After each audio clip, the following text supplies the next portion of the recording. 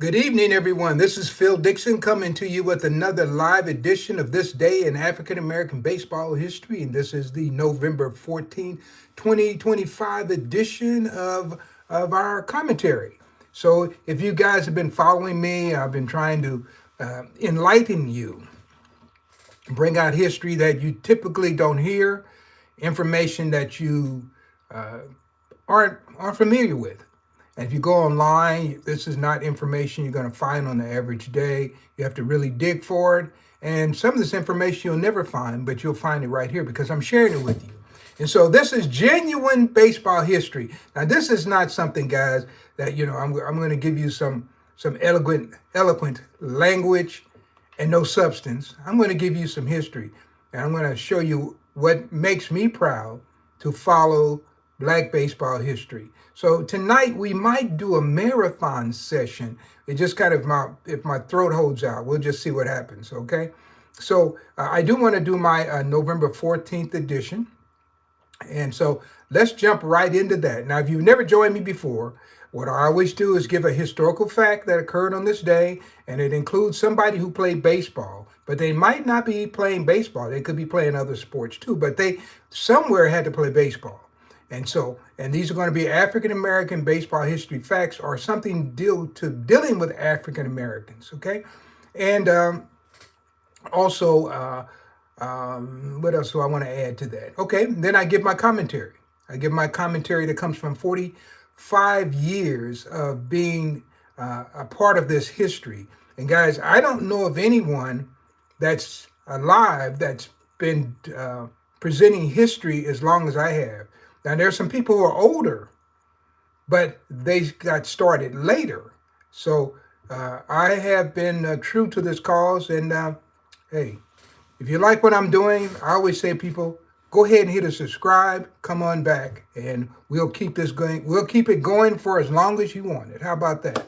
All right. So, and some of you guys have been so loyal. I appreciate your support. You make me want to get up and do something every day. You make me want to go out and go through my files and find something that's unique that I can talk about, that I know you haven't heard about. Okay. And I do want to say this. I'm going to dedicate tonight's show to a guy named Officer Ming. Officer Ming, he was a police officer, sheriff, who was killed in the line of duty a few months back here in Kansas City. And there's a park called Heathwood Park. And I just saw an article in the Star, and they want to rename that field after him, Officer Ming. A great guy, played baseball, just a super guy. And being in law enforcement, it's a risky business sometime, and he lost his life to just a simply Elijah Ming was his name. You want to look it up. He died in Kansas City, Kansas. So anyway, I knew him very well, and so they are wanting to name the baseball field. Now, this is the field where I grew up, and it's Heathwood Park. And so I just put something online because many times people don't know the history of these parks. And they want to name it after Elijah Ming, who was an African-American man. And so I let them know that the park was originally owned by African-American men. It's a guy by the name of Nat Singletary. And Singletary was a wealthy man around Kansas City, Kansas. Believe it or not, he made his fortune selling neckties, ties. And this was after the Spanish-American War, and he was in the Spanish-American War. But he owned this plot of land. And at that particular time when he purchased it, it was in the white community. And so they wanted this land back because he had the audacity to name it Booker T. Washington Park, right in the heart of the white community. They didn't like that. So the city took the land by eminent domain and eventually was purchased by the Heathwood Oil Company. Of course, when I was playing baseball, it was Heathwood Park. And so that was one of the main fields that black teams played on in Kansas City, Kansas. The other one would be Waterway Park. That's where black teams played. And you can go look this up online. You'll see both of these fields named. So we're going back to the 20s. Eddie Dwight got his start. Eddie Dwight, who played for the Kansas City Monarchs, got his start in Heathwood Park. And there were a lot of great players who came through there. But most of you probably heard of Eddie Dwight. If not, You want to look him up. That's Eddie. It would be Edward Dwight, Dwight, from Kansas City, Kansas. So these are all people that played around that area. Okay. So I just want to dedicate tonight's show to Officer Ming. He's a great guy, and we really miss him because he was doing a lot of great things for the community. All right, so let's get right into it, guys. We're going to go with November 14th, 1914. All right, this is what I have written. Okay, team owner and baseball pioneer Frank C. Leland died in Chicago, Illinois, and he created the Chicago Leland Giants in 1905 and the Chicago Giants in 1910. And he was an early proponent of taking baseball teams south to train in spring training, and he toured the South in 1910 with his Chicago Giants. Now, here's what I have to say about Frank Leland. I have a lot of respect for Frank Leland because he was one of the people who bought Rube Foster out of the South. Rube Foster's still in Texas. He came and played for Frank Leland in 1902, and Frank Leland was kind of behind that. But he did so many wonderful things. And this is one of my bones of contention. People like Frank Wickware are not in the Hall of Fame. Now I'm going to give it to you straight as I can give it to you. You don't have to agree with me, but I'm going to give it to you as straight and as real as I can give it. Now, when they did the voting in 2006, they put Effa Manley in the Hall of Fame.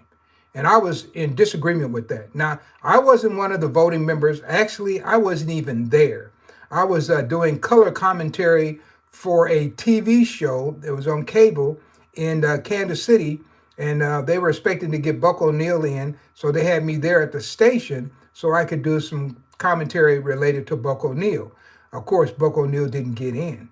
But they did put Effa Manley in. And that pretty much upset me, because I knew of other people like Frank C. Leland, who did far more, who should have been considered for that. And then I would even go on to say not only Frank Leland, I would say Peters, Williams Peters, who did so much around Chicago, starting with the Chicago Unions. This guy was in baseball, had a team playing and participating in games for over 40 years at a very high level. And if I told you who he touched, it's simply incredible. All the great stars who came through Chicago came through Peters. And then Peters, of course, was a partner with Frank Leland at one time.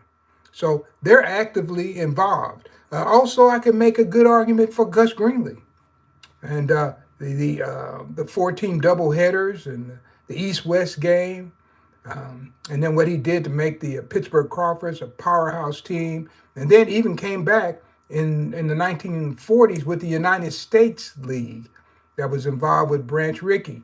I can make a great argument. He's not in. He wasn't a team owner, but he was a team manager. Jim Taylor. He was a manager for a long time. Jim Taylor, they talked about Effa Manley would come down and make some decisions on the field and things. But Jim Taylor was somebody I hold in high respect. And then, then the last one I might mention just for today, I'll mention two more. J.M. Bright of the Cuban Giants. There's another one out there for many, many years. And these guys labored in a time that it wasn't easy. It was not easy. A lot of times you didn't get newspaper coverage. You think they were Jim Crowed in the 40s. Just imagine how they were Jim Crowed at the turn of the century. And so Bright didn't get inducted. And another one, I can make another good case for is E.B. Lamar of the Cuban ex-Giants. He brought a lot of stars out too. And these guys, to me, they trump Effa Manley. But leave it to these guys. They put the first lady in the Hall of Fame. Don't have a problem with that. But when you leap across all of these great names and you figure you have a panel that knows what they're doing, and I'm just telling you, I don't know what the discussions were in that room, but I do know this. Some people came to that meeting, to that Hall of Fame meeting with an agenda. And there's too many people out here what I call one-trick ponies. They got one or two players that they're trying to push all the time, and they'll push them past anybody, regardless of whatever information you can put out on that player. So I am one of these people who fight against this. And so I have to tell you what I feel as a baseball historian, because guess you might not ever think about these things unless somebody puts them on your mind. Now, you don't have to agree with me. I'm not asking you to agree with me, but look into these names, because this is the way we legitimize this history. And so that's my story, and I'm sticking to it. So today is the day that Frank Leland of the Leland Giants, let's see, he passes away. And he is buried in Lincoln Cemetery in Chicago. I've been there. There's some other people, Walter Ball, no, not Walter Ball, Rube Foster's buried there. And I know when I went there, I follow boxing, and Chappie Blackburn, who was Joe Lewis's trainer. He died right in the heart of Joe Lewis's run for the title. And Chappie is buried there, and Lincoln is too. Not too far from Rube Foster, who's buried there. So there's just some great history. So I'm going to say hello to somebody. I usually don't do it in the middle. I used to do it in the end. But a few people are coming in here. So somebody says hi. I can't always read the foreign language. I wish you could, transpose it into English. That would be great. Somebody said, "Hey, sir, I think I am gay." Now, I don't know how you ended up here. I'm probably going to go ahead and, you're in the wrong place, buddy. So I'm going to go ahead and I am going to remove you. All right. Okay. So we stay with baseball. That's what we're doing here. Now, if you want to have those kind of talks, you got to find those kind of outlets. This is not a good outlet for that, but this is a sports outlet. So let's stick with it. All right. All right, then let's go to the next one. November 14th, 1920, Wilbur Bullet Rogan pitched a three-hitter to defeat Casey Stengel's All-Stars 6-4 at Los Angeles White Sox Park. And Stengel, who grew up in Kansas City, Missouri, also knew Rogan, who grew up in Kansas City, Kansas. Now, I'm going to tell you something. Once again, I've been able to correct some of these things that are out here, just bad information. So if you go to a couple of John Hallway's books, and actually I told Hallway's this, and Hallway just didn't know it till I came along. But Casey Stengel told Hallway in an interview that he discovered Bullet Rogan. In other words, he saw Bullet Rogan pitching down in Arizona, and then he referred him to J.L. Wilkinson, and then that's how Rogan came to Wilkinson. Totally false. Bullet Rogan is from Kansas City, Kansas. And when he was on furlough in 1917 from the military, because he went to the military by 1911, he was on furlough. And when he was on furlough, he pitched for J.L. Wilkinson's team, the All Nations team.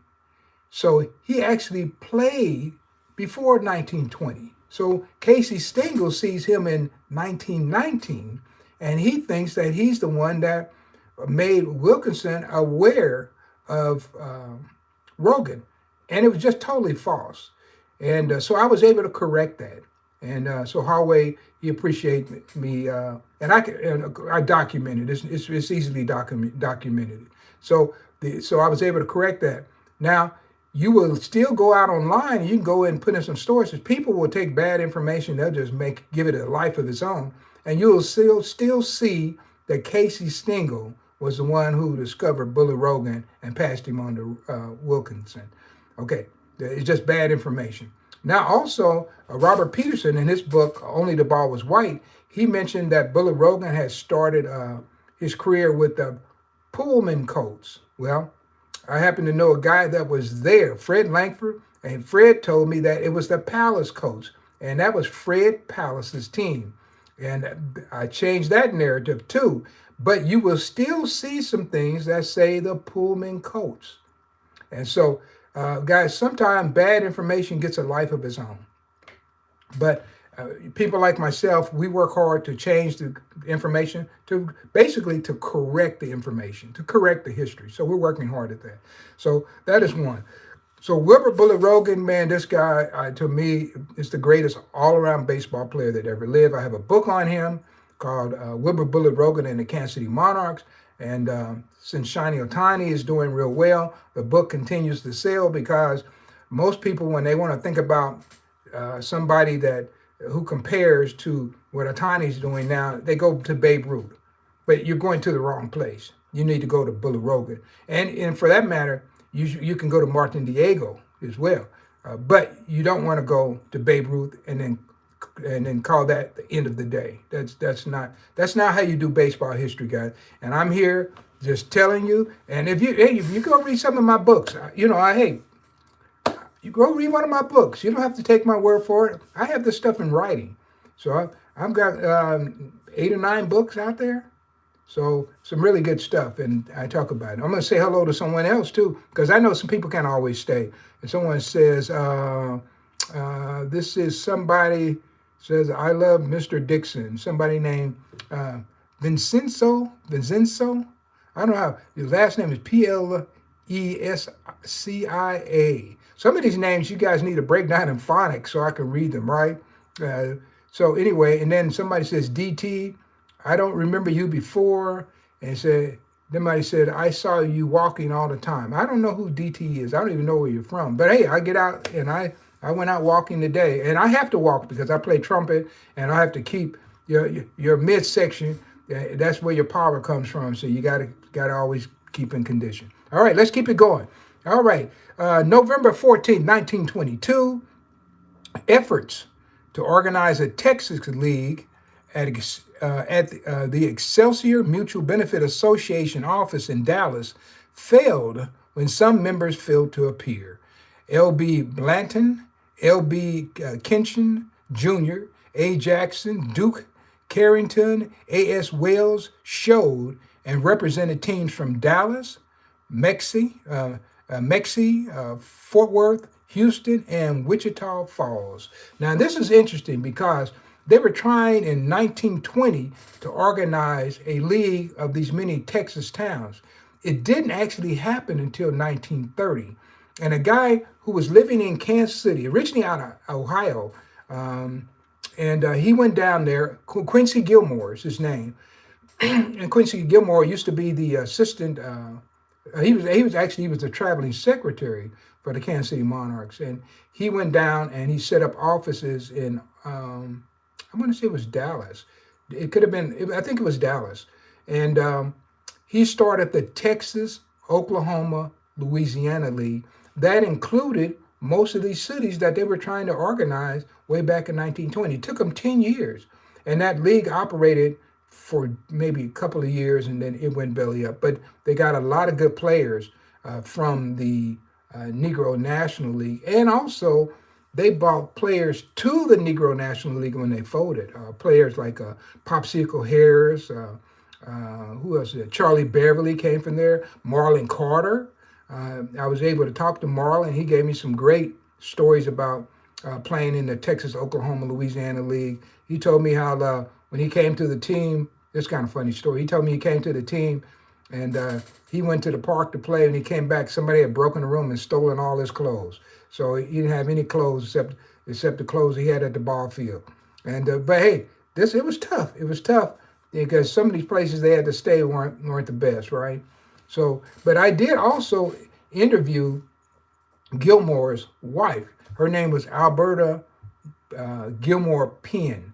And when I interviewed her, she was blind by then. She lived here in Kansas City, and he was originally working around Kansas City. He's buried in Kansas City.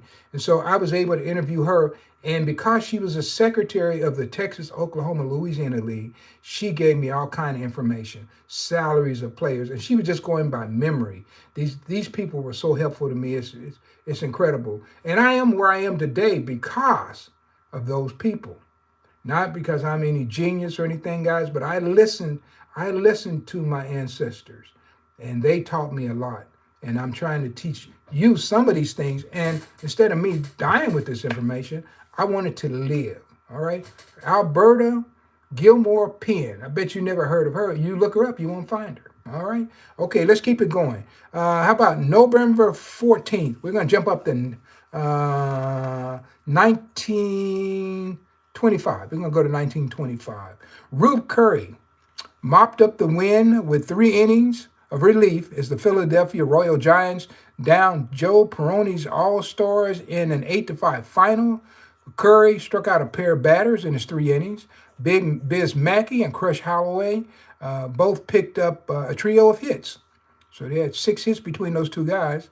According to the story, now you hear all kinds of stories. Now I read this in the newspaper. Now the Winter League had just started, and the Royal Giants had lost their first game. So the day before the game, they're going to play Saturday, but this game was played on a Saturday. So the Friday before was the 13th. So it was a Friday, the 13th of November. So you have one guy, and his name was, I'm going to look up his name right here. He was Lonnie Goodwin. Lonnie Goodwin. He was kind of like one of the managers of the team. He promoted baseball on the West Coast. He was very superstitious. So they said that he buried a black cat's leg under home plate. And he felt that by doing that, they gave them the win that day. First, I want to know, where did he get a black cat's leg? That's an interesting thing. But I did look this up. So I went to AI and I asked, what is the history of a black cat's leg and superstition? It gave me some interesting facts, guys. So there are people who actually believe that, and Lonnie Goodwin put a black cat's leg. And they said he went to the cemetery. I don't know what cemetery he went to. Just an interesting story. But these are the kind of things, guys, that you'll learn by listening to me, all right? So don't try that at home. And anyway, now I will say Rube Curry, another Kansas City guy. And you had many Kansas City guys. Rogan go out to the coast quite a bit. Newt Allen would go out to the coast from Kansas City, play with the Kansas City teams. Frank Duncan would go out there. Andy Cooper would go out there. Newt Joseph, all those Kansas City guys, especially in the early 20s, up to about 25, 26, maybe up to about 29. You get a lot of those guys coming out there. I think Chet Brewer started coming in out there at the coast in 29, 30. And so, but they were out there on the coast all the time. So, interesting thing, and I probably mentioned this before, but I don't know how much people are listening to old broadcasts I do, but Curry also went to Lincoln High School in Kansas City, Missouri. And that's the same school that Frank Duncan went to. Newt Allen went to that school. Demps Miller went to that school. And so most of these cities, they have one or two African-American high schools. Now, interesting, Buck O'Neill's birthday was yesterday, but Buck O'Neill told me that when he graduated from the 8th grade, that I think he told me there were only 2 to 4 high schools for African-American students in the entire state of Florida. Just imagine, you know how big Florida is? They didn't want these guys to get any education. And so Buck O'Neill ended up going to Edward Waters College and finishing the 8th grade, so in 9th, 10th, 11th, 12th, and then he went to 2 years of college at Edward Waters. And so it's just kind of interesting. But around the Midwest, and if you get into Chicago and Illinois, there were high schools where black people could go further than just the 8th grade. I do know that here in Kansas City, Kansas, they had Northeast Junior High School, and they used to have an 8th grade graduation because some people, that was as far as they were going to go. They had to go to work. And so then some of them would go into high school, and back then it'd be 8th, and then 9th, 10th, 11th, and 12th would be in high school. And so I remember talking to an old timer, and he said, who was in education, he said they wanted them to do away with the 8th grade graduation because when people graduate from the 8th grade, they thought they were done. And so they eventually did away with the 8th grade graduation because the mentality was, okay, I'm finished. And you got some people now, they go to the 12th grade, they graduate, they're finished. And so it's a certain mentality out there that stops some people from going further, and many of them could. So, all right then. Okay, if anybody else joins, I'm going to say hello to you. I'm not going to wait tonight. All right, so that's Rube Curry, Lincoln High School. Lincoln High School is still there. I just recently went to see a Lincoln High School soccer game. And Lincoln High School now is not an all-black high school anymore. It's a academy, Lincoln Academy. But they're still in the same building. All right. Okay, so let's go to the next one. Now, this is an interesting one, and I think you'll find this really interesting here. This is November 14th, 1958. Now, I've done a lot of research on this, and I may be presenting it for the first time for most of you. Okay, so here we go. Is Mel Ott. You probably heard of Mel Ott. He had about 511 home runs in the major leagues, National League.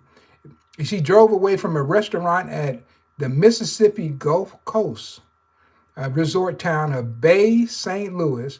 As he entered the highway, his car smashed head-on with a car driven by an African-American man named Leslie S. Curry, Sr., who died instantly in the collision.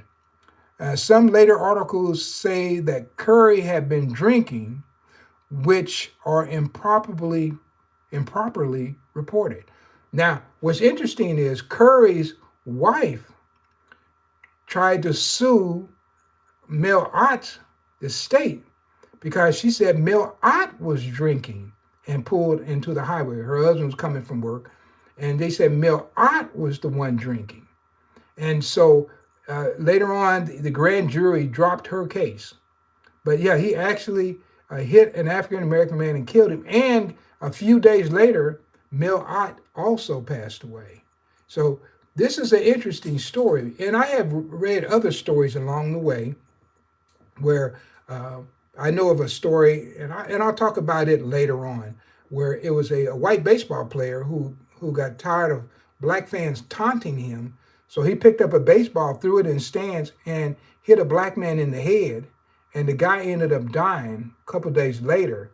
And so his wife tried to sue that team and that player for killing her husband. And it went to grand jury, and it was eventually thrown out.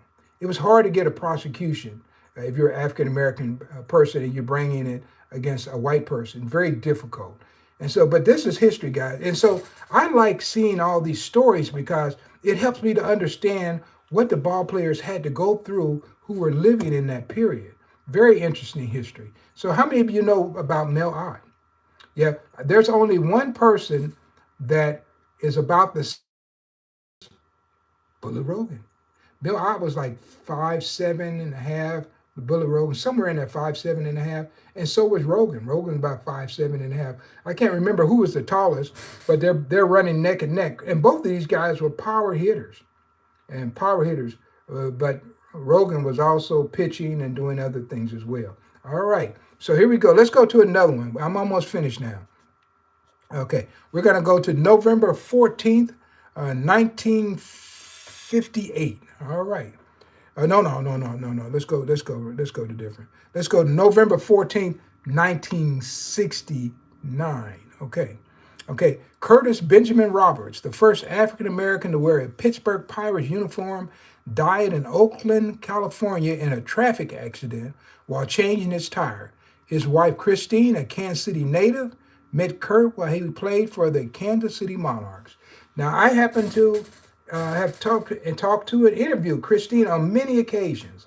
Actually, when I first met Christine, her father was still alive, and he lived in Kansas City, so I was able to interview him too. She was good friends with a cousin of mine, and they used to go down to the park all the time when the Monarchs would play, and that's how she met Curt Roberts in Kansas City. She was from Kansas City, but she told me the story that they just had a flat tire, and Curt went out to change the tire, and a car came by, hit him, and killed him, and she was pretty devastated by that. Even as she told me that story years later, she was devastated.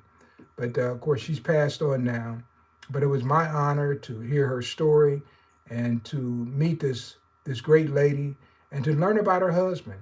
And so over the years, I've gone back and I think I picked up every baseball card that Kirk Roberts had during his playing days. I think it's only one. And I think that one is the, oh man, it's something red. Oh man, I can't even think of the name of it now. But it's only one that I'm missing. And I need to get that. Oh, I know what it was. The one I'm missing is the Dandy potato chip card. That's the only one that I don't have. I have all the rest of them from different leagues he played in. And so I have a nice Kirk Roberts collection. Maybe I'll show a couple of those in my little deal. Maybe that's who I'll feature today, Kirk Roberts. So anyway, that kind of does it for me. I'm going to come on tomorrow, guys, and I'm going to talk about a guy named Julian Bell. Julian Bell is a guy, and you go online and you look up information on these players. Now, remember when the statistics emerged, they were supposed to give us so many of these new African-American players we can talk about.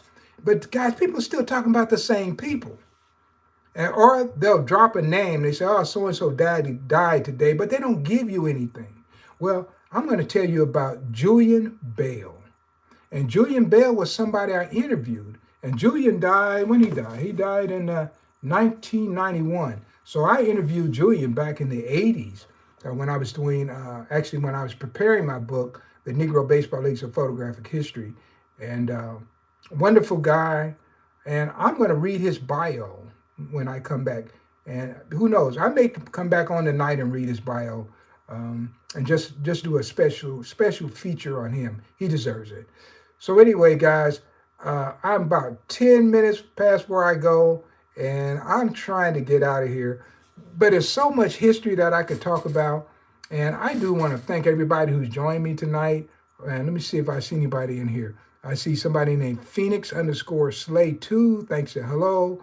Then we got a Dylan, Turia, Turia, maybe. Okay, and then let's see. Got something CAY_fan. Then you got Autumn Majestic says hello. And anybody else in here? That's about does it. So guys, if you like what you hear here, if you like baseball, you like these kind of interesting facts, go ahead and subscribe. And we're going to keep on marching, and we're going to see who likes this kind of information. Now, remember, I tell everybody, again, I don't have any scantily dressed girls dancing behind me, and I do not come on and try to give you something funny you can laugh at.